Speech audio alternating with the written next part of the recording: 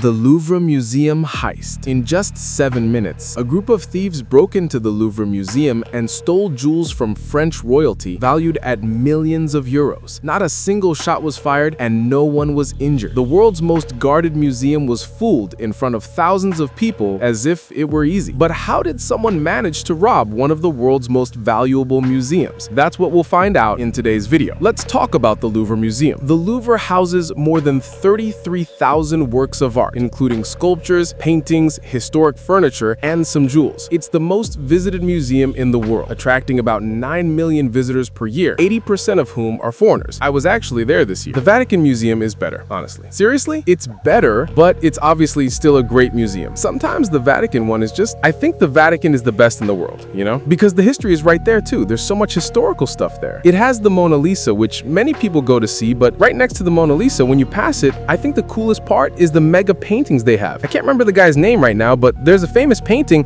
show it to the audience, which is the painting of Napoleon's self-coronation in front of the Pope. He calls the Pope. Normally the Pope would crown the person, but he crowns himself in front of the Pope, you know? That's in the Louvre. That's in the Louvre, and man, it's a gigantic painting, like huge. Several people fit in the painting. The people are life-size. And then there's tons of stuff there, prehistoric things and everything. Anyway, lots of things. There's, for example, Leonardo da Vinci's Mona Lisa, which is considered the most recognized piece of art in the world, and is actually famous precisely because it was stolen last century. It was stolen in the early 20th century, and back then it wasn't that well known, right? And it was a theft that made it famous. So now I'll talk about what happened this Sunday, on the 19th, when the Louvre Museum was invaded by a group of 4 thieves in an operation that lasted just 7 minutes. 7 minutes. The attack happened between 9:30 and before 9:40, the guys were already gone. This was shortly after the museum's official opening to visitors, meaning there were already tons of people inside the museum. The criminals used a mechanical lift that's normally used for moving things. You know those heritage buildings where you can't get furniture through inside, so sometimes you have to go over the top? They managed to access a balcony, the balcony of the Apollo Gallery, one of the most valuable spaces in the Louvre, where jewels and precious stones that belong to French royalty are kept, including Napoleon's. 2 thieves used an electric glass cutter to open the window, and as soon as they entered, they encountered security guards, threatened them, and forced them to evacuate the area. No shots were fired, and no one was injured, which demonstrates the degree of planning and precision of the group. And you're probably wondering, don't these places have alarms? I've seen the movies with those alarms going like this, and Tom Cruise gets in, dodging them, does this thing and all that. Where are the alarms? Well, the jewels were in a glass case, reinforced glass, but the criminals broke 2 of these protections that theoretically had alarms, except the sector's alarm, according to the local senator, was malfunctioning, which facilitated the operation. Clearly, these guys knew about that. Exactly. This is inside information, folks. These guys must have gone in there several times over a month or something, studying everything, you know? Sometimes, man, this must involve crazy amounts of research. There's an issue with Europe, which is this. Europe is basically very protected by heritage laws. Almost everything in Europe is heritage listed. You go to the major centers, there are no tall buildings because all the architecture is that old style that's beautiful and everything. But with that, suddenly we see some things being destroyed. We saw, for example, Notre Dame Cathedral catch fire. Catch fire. Why? Because it wasn't in the condition it should have been. And here again, a major European location that should undergo renovation. There's actually a project for the Louvre Museum that wants to invest 700–800 million euros to renovate the place and improve protection. So they already know they're underprotected, and besides that, they can't even keep the security system updated to the point where a location that had jewels didn't have a working alarm. Even so, the general alarm for the entire museum was activated, but the police couldn't catch the guys. The security protocol was followed, visitors were removed by police, they swept the area, but when they got there was no one left. In fact, after the robbery, the criminals tried to set the vehicle on fire. They couldn't set it on fire because an employee prevented it, and they fled on 2 motorcycles. And basically no one knows where they went. The investigation. More than 60 investigators are working on the case, and the main hypothesis is that the theft was commissioned by an international criminal organization. Because to know what you're stealing, understand that value in everything, it would be someone who would have a particular interest in having that personally, or someone who knew how much money could be made from it. So it was probably commissioned and not done as a let's steal it and then figure out what to do, right? And the French Public Prosecution's Office confirmed that 9 pieces were taken, but one of them was recovered shortly after. This piece was recovered, the crown of Empress Eugénie, wife of Napoleon III, which was found damaged on a street near the museum. It was made with 1,354 diamonds and 56 emeralds and was just lying in the street. Let's imagine